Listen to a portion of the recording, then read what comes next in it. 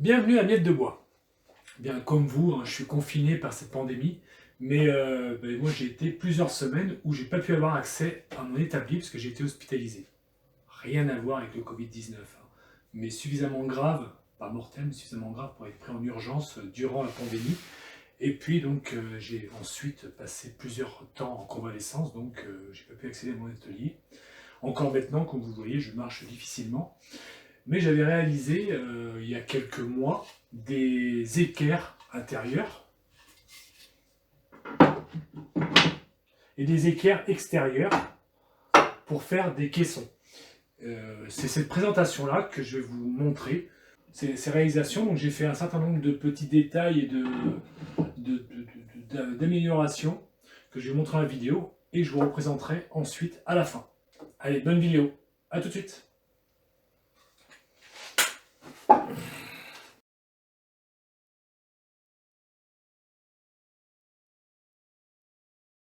Donc, je vais découper dans une chute de contreplaqué de 27 mm d'épaisseur 11 plis de qualité supérieure des carrés parfaits.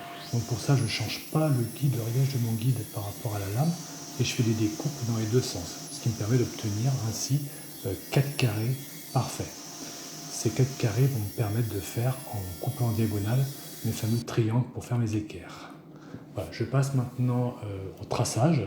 Donc pour le premier, je vais tout tracer bien propre pour voir les dimensions, pour voir si ça correspond avec les dimensions des trous, les emplacements. Et ensuite, je ferai uniquement les axes pour gagner du temps parce que ce sera répétitif.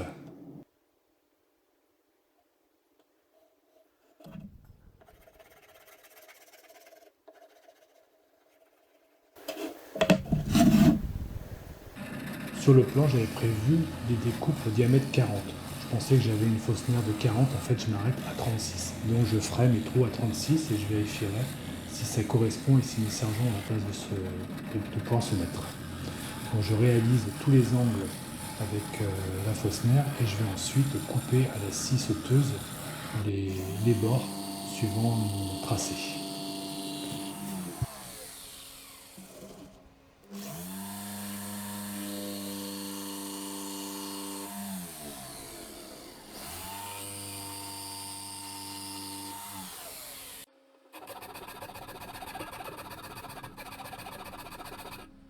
Essai pour voir si les trous suffisent et si ça me permet de bien pouvoir serrer les pièces entre elles.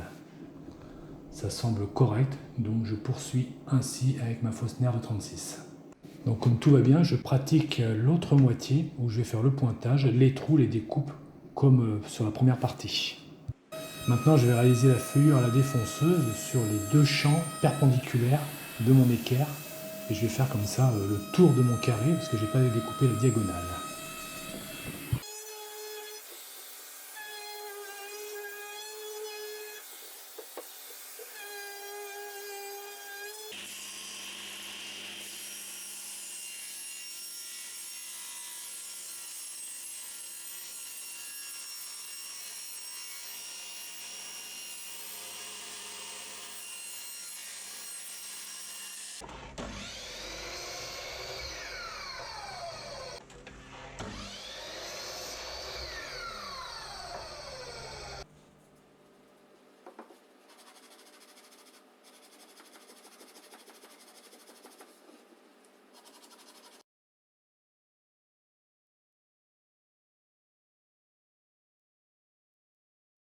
Donc là, je récupère dans mes chutes les morceaux de bois les plus appropriés pour pouvoir faire mes équerres intérieures. Donc voilà, je mesure et puis j'adapterai en fonction de mes chutes de bois, quoi. Donc là, pour réaliser aux dimensions de mon équerre intérieur, je vais procéder à la refente. En fait, j'aime pas trop ce terme parce que je ne fends pas le bois, je le déligne. Donc voilà, je vais diviser en deux ma section de bois pour arriver à une dimension proche de celle désirée à la fin. Là, vous connaissez la chanson, je vais corroyer le bois, c'est-à-dire que je vais le rendre toutes les faces planes et d'équerre, et surtout mes 4 morceaux identiques, ce qui sera beaucoup plus simple après pour la suite. Donc là sur la vidéo ça paraît simple, hein, j'oriente ma lame, j'ai mon petit appareil qui est à 45, En fait, il n'est pas si précis que ça, donc j'ai dû faire un certain nombre d'essais avec des chutes de bois pour arriver, avec contrôle d'une équerre de référence, pour arriver à avoir mon angle à 45 degrés le plus parfait possible.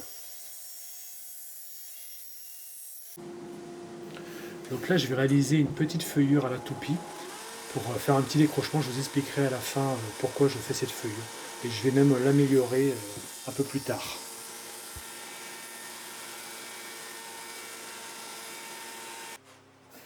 Et comme à chaque étape de la réalisation, je procède à un contrôle pour voir si tout va bien, si ça plaque bien comme il faut, si les deux champs sont bien jointifs et d'équerre, c'est ce qui est le plus important. Donc là, j'ai une équerre plutôt précise et je vois que je suis vraiment bien d'équerre. Donc là, pour avoir un équerrage, enfin surtout un assemblage solide, je vais pratiquer une fausse languette. Donc là, je vais faire 2 saignées à la toupie, où je viendrai insérer un bois beaucoup plus dur qui sera en chêne, qui sera aux dimensions que je viendrai tout assembler, que vous verrez par la suite.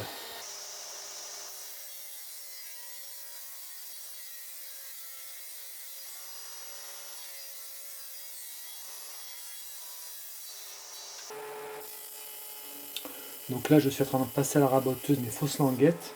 Donc je fais des passes de quelques dixièmes à chaque fois et je viens contrôler parce que je veux que ça puisse s'assembler juste, mais sans forcer, sans trop de jeu, juste pour que la colle puisse bien avoir la place de se mettre partout, mais que ça soit aussi serré pour que la fausse languette puisse remplir son rôle de rigidité.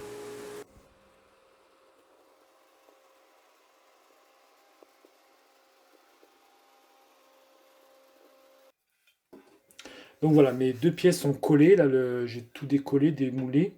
J'ai nettoyé le surplus de colle que j'ai gratté au ciseau à bois. J'ai fait aussi un ponçage sur toutes les faces. Et puis je viens la contrôler une dernière fois que l'éclairage soit parfait après assemblage. Ce qui est le cas et je suis plutôt satisfait. Donc là il s'agit purement d'esthétisme et puis que ce soit agréable au toucher. Donc avec une fraise quart de rond de 10, je vais venir usiner les champs avant de couper toutes mes équerres. Donc voilà, vous avez pu voir la réalisation de cette équerre intérieure. Donc j'ai fait une rayure pour que ça vienne bien, comme je vous ai montré, que ça vienne bien se mettre sur le meuble. Puis vous voyez, on peut mettre les serre-joints dans les coins. Et on a quand même la place ici, par cette découpe, que si un bourrelet de colle, ça ne vienne pas coller en même temps l'équerre intérieure. Donc je l'ai rainuré. J'ai coupé aussi les bords de manière à ce qu'il n'y ait pas un angle trop fin et trop fragile. J'ai arrondi aussi cette partie-là qui me permet de la prendre plus facilement. Et j'ai fait suffisamment large pour pouvoir mettre des serre-joints sur les angles. Donc ça fait quelque chose d'assez épais. Il faut quand même avoir suffisamment, il faudra faire attention, suffisamment d'épaisseur pour avoir suffisamment d'appui si vous ne voulez pas vous mettre dans l'épaulement et que ça vienne quand même se prendre avec un serre-joint. Et puis en même temps, suffisamment de rebord ici pour que si vous vous mettez sur le rebord, le serre-joint, il ait quand même la place de pouvoir serrer sur le cadre. Voilà les recommandations qu'il faut. Et puis, la dimension, elle sera adaptée. Vous voyez, moi par exemple, si je voulais en mettre dans les 4 coins, je ne peux pas, c'est trop grand. Bon, ça a été fait pour des caissons beaucoup plus grands. Mais autrement, c'est assez pratique. Bon, là, celui-ci, je pense que je vais le vernir pour que ça dure longtemps et puis que la colle n'adhère moins dessus, que je puisse gratter plus facilement la colle. Mais voilà. Donc, il en faut minimum 8 pour faire les 4 côtés du caisson sur les 2 faces. Et sur les équerres extérieures, donc ça, c'est moins courant. Donc, vous voyez là, j'ai refait en vidéo, je ne l'ai pas vu parce que j'avais pourtant mis la caméra, mais ça n'a pas filmé. J'ai refait une découpe, je l'ai fait en fait à la scie sous table. Moi, je suis venu relever la scie sous table avec le guide et puis hop, je suis passé comme ça le long. Ce qui fait que j'ai un dégagement beaucoup plus propre. J'ai pu déjà dans un premier temps nettoyer la colle intérieure, mais surtout je trouvais que c'était plus joli. J'ai après fait une découpe ici, assez fine pour ne pas venir trop affaiblir la pièce, mais pour pouvoir mettre un serre-joint en diagonale pour s'il y a besoin de refaire l'équerrage du caisson. Parfois il part un peu de travers, on a besoin de mettre un petit serre-joint, pas forcément avec beaucoup de force, mais pour refaire un équerrage parfait. Et puis vous voyez, ces quatre angles équerres extérieurs peuvent être serrés au serre-joint, peuvent être serrés avec une sangle, avec une corde également, qu'on peut venir serrer avec un bâton. Et puis vous avez des serrages qui sont assez puissants. Sur ce système-là et des serre-joints, pour des gros caissons où ça demande une certaine pression, c'est vraiment très pratique, c'est l'idéal. C'est beaucoup plus puissant que des serrages comme ça, parce que là vous venez vraiment tout comprimer. Là, si vous mettez de la colle extérieure, style des colles PU, vous avez des assemblages avec une solidité comme vous trouvez dans le commerce, quoi. Où c'est des assemblages chauffés, parce qu'ils ont comme ça mis sous presse les panneaux. Voilà, donc le décrochement pareil ici, pour justement si l'angle n'est pas parfait, pour pouvoir, ou s'il a des bavures, pour pouvoir être mis facilement. L'inconvénient de ces équerres extérieurs, c'est qu'on n'a pas accès pour les fixations. Donc ça va bien pour un collage ou si on fait par un système grec de vis sur l'intérieur. Mais par contre, voilà, le gros avantage de ce système-là, c'est que si vous avez des caissons un peu solides pour des établis par exemple, ou pour des contraintes qu'il peut y avoir, ou des grandes dimensions, c'est la solution pour avoir un bon serrage. Donc vous avez vu, j'ai aussi arrondi les bords, légèrement aussi ici, pour, pareil, pour le confort du toucher, pour ne pas venir non plus avoir des éclats de copeaux. Donc là, je vous disais, le défaut, les équerres intérieures sont trop grandes pour ce panneau. Pas forcément, parce que là, si je le mets ici au bord, là, rien ne m'empêche de le mettre au milieu. Et puis j'ai un serrage parfait dans les quatre coins. Ou alors, être comme ça en symétrie, et sur l'autre côté, dans l'autre symétrie. Et je peux très bien faire comme ça des petits caissons. Donc du coup, ça rétablit l'inconvénient que j'avais cité précédemment sur la taille.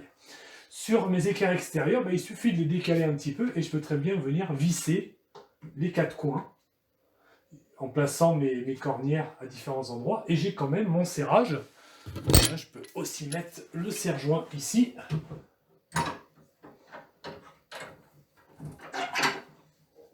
Et j'ai un serrage qui est quand même bien maintenu partout.